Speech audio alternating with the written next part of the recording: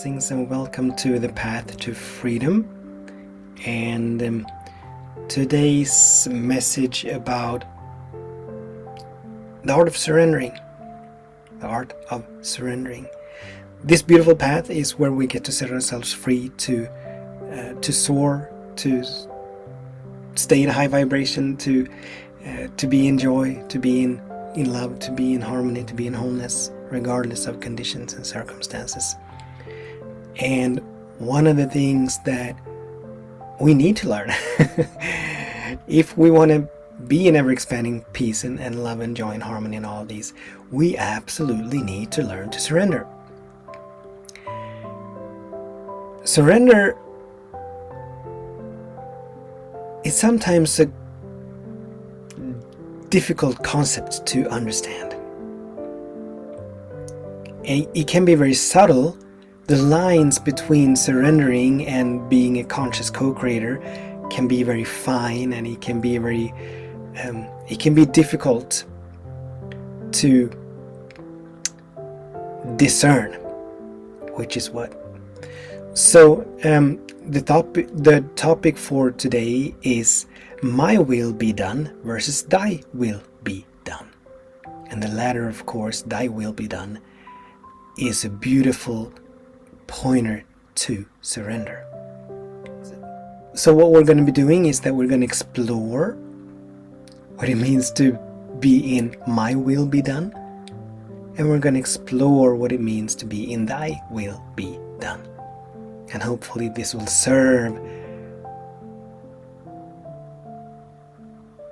in learning to discern which is which, and when we are on one side of the line and when we are on the other side of the line.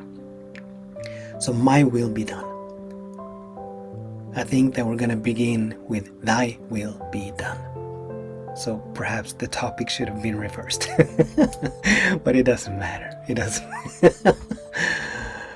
Thy will be done. So what we're saying, when we're saying, and I absolutely love these words. I don't say them often, but it is one of my main intentions to live in that space, thy will be done. So a friendly reminder to myself to actually lean into these words, to remind myself of them more than I am doing currently. Thy will be done. What is it that we are? Who is it that we're saying thy will? Whose will? If not mine, then whose? Well, obviously Spirit, or God, or the higher power, or infinite love, or infinite intelligence, or the universe, or life with a capital L, or whatever we feel comfortable with, or whatever words we resonate with to use, referring to the allness, to the only thing there ever is.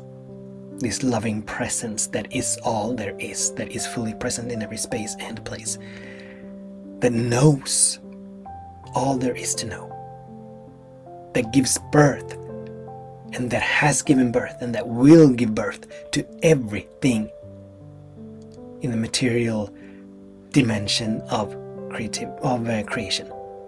Also, not only the material dimension, but everything, to all of creation. Spirit being the creator and the creation, both alike. So this is what we are surrendering to. This is who we're referring to when we're saying thy will be done. In the infinite mind of this loving presence, every single possibility already exists. In the infinite mind of Spirit, the highest possibility for Mother Earth, for any forest, any beach, any building, any creative project, every single one of our lives, for this solar system, for this galaxy, for all of universe, all of cosmos, everything is in the infinite mind of Spirit. It knows all, it sees all, it knows nothing of past, present, future. It only knows now. It knows nothing of lack. It knows nothing of scarcity. It only knows abundance. It knows nothing of impossibilities or probabilities or logic or reason. It only knows infinite possibilities. This And this loving presence is always for itself. It is the reason that a seed put in the ground, and we can flip the seed upside down, it's going to flip itself right side up again. A seed planted in the ground, it can lay dormant for a long time. Once the conditions are right and ripe, in terms of humidity, in terms of temperature, in terms of pH and all of that, once the conditions are right and ripe, the seed begins to shoot and root. And in some mysterious way, the sunflower seed unfolds into sunflower. In some mysterious way, the sunflower emerges out of that tiny little seed.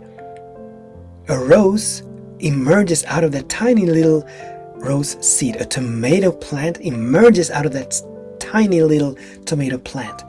We as human beings emerge out of the communion of two cells.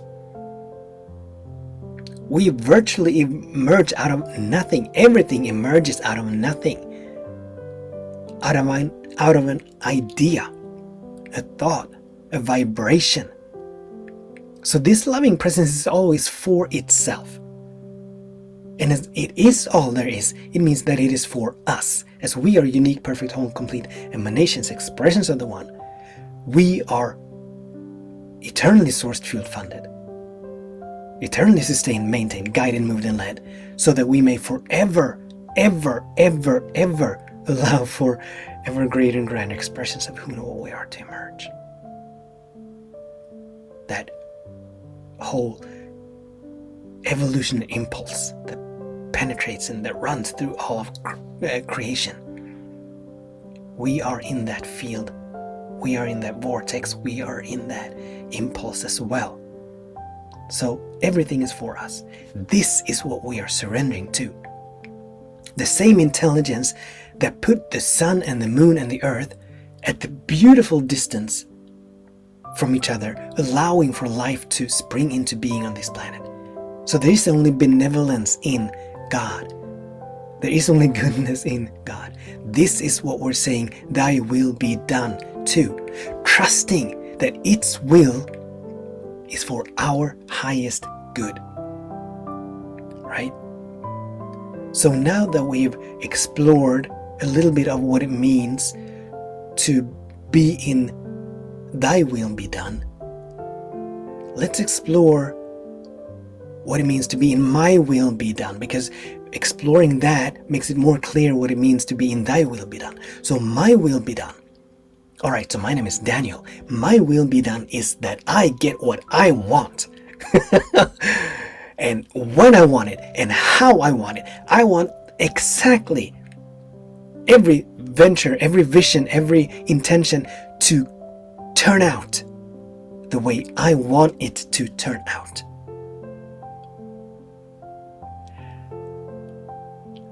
Kind of like, let me see if I can give an example of this. It is very difficult for my mind to move into this.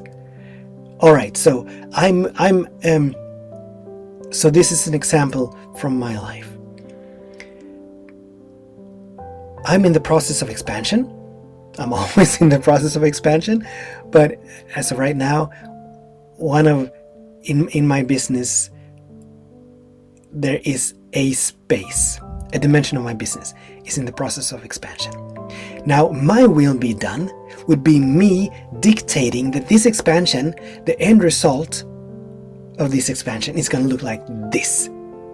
I can articulate and describe details, exactly what it's going to look like when it's fully manifested. When it's going to manifest, I can put it on my calendar that particular day, or at that time of day, or that month, or whatever. This is when this is going to manifest. This is the end date of this particular expansion.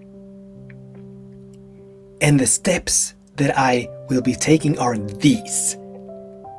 So we can make plans as to how and when and what. This is my will be. And when we don't get it, if it doesn't show up when we want it to, if it doesn't look the way we want it to, if I need to take a detour, quote unquote detour, in other words, if I need to deviate from the plans that I have made with my finite mind, with my intellectual mind, if then we move into resistance, complaining, bemoaning, thinking that something bad is happening, thinking that this shouldn't be, this is wrong, it should look like this, it should have come by then, all of this, the resistance that we invest so much energy into. This is my will be done.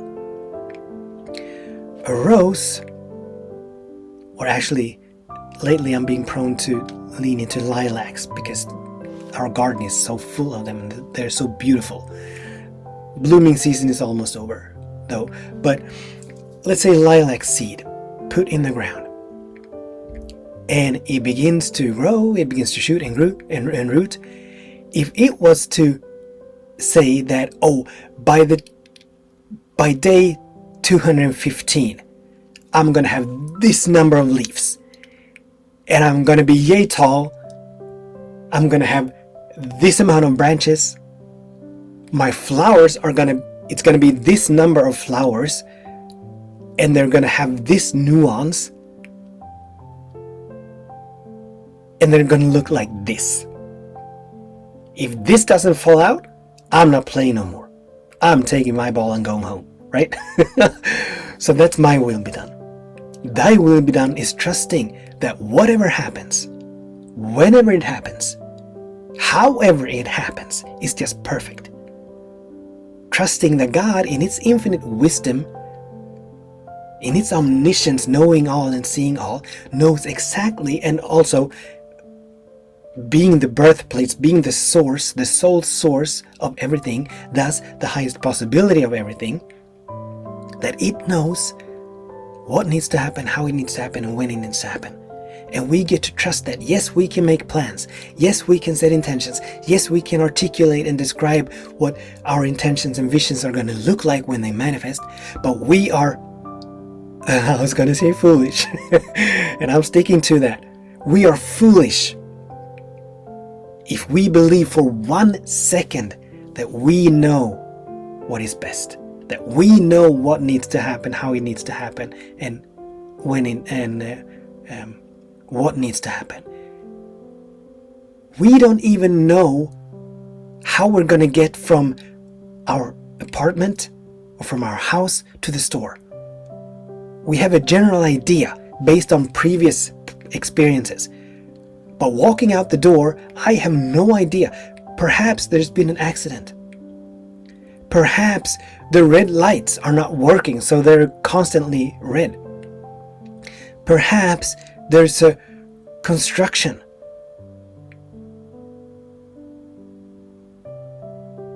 That prevents me from going my usual route, from taking my usual route from my house to the store. We have absolutely no idea. And when it comes to manifestation of greater endeavors than just walking to the store, like calling forth a business or allowing for some other creative endeavor to demonstrate and manifest itself, perhaps something needs to happen on the other side of the globe for the conditions to be just perfect and right for the manifestation of whatever it is that we're moving toward. We have no idea. And the bigger the vision, the bigger the intention, the more we are being called to learn, to grow, to expand. And none of that expansion, or at least very little of it, is something that we can foresee. But step by step by step, just as we're trusting, as we are walking to the store, as we are driving to the store, that step by step by step, just as we are when we're out driving at night on a dark dirt road, and the only lights that we have to light up the road is the headlights of our car. And they are not stretching too far along the road. But they light up what? 100 yards? At best, perhaps. But still we're trusting. We're trusting that they will light up enough for us to, when there comes a curve, that we will be able to follow the curve. That when there's a hill where we don't see anything on the other side of the hill, we will still, when we come to the top of the hill, we will see enough. We're trusting that. Thy will be done. So we're so wise to release and let go of micromanaging. We're so wise to release and let go of controlling, of trying to figure out anything. And just like the lilacs, just surrendering to the goodness of Spirit, to the benevolence of this loving presence that is always for itself, that is who and what we are, that is always for itself. My will, we're wise to release and let go of. Thy will, we're allowed to expand. So that thy will be done may be our guiding light in life. Knowing, trusting that all is well, that something wonderful is happening, that everything is working for the highest good. Just as all of nature is in that space. Nature doesn't figure anything out. And yet, look at how beautiful, how serene, how abundant, harmonious, peaceful, still, successful, prosperous nature is. Not necessarily by human terms, but by spiritual terms. My will be done versus thy will be done. We want to live in the thy will be done space. So the invitation for us today is to begin to explore, where am I trying to make it happen? Where am I trying to enforce my will, to have it my way? And what do I need to release and let go of that? Thank you so much for tuning in, for participating. Until we meet again, I bless your day, and I bless your way. Beautiful, magnificent, wonderful, radiant being. With much love, many blessings. Namaste.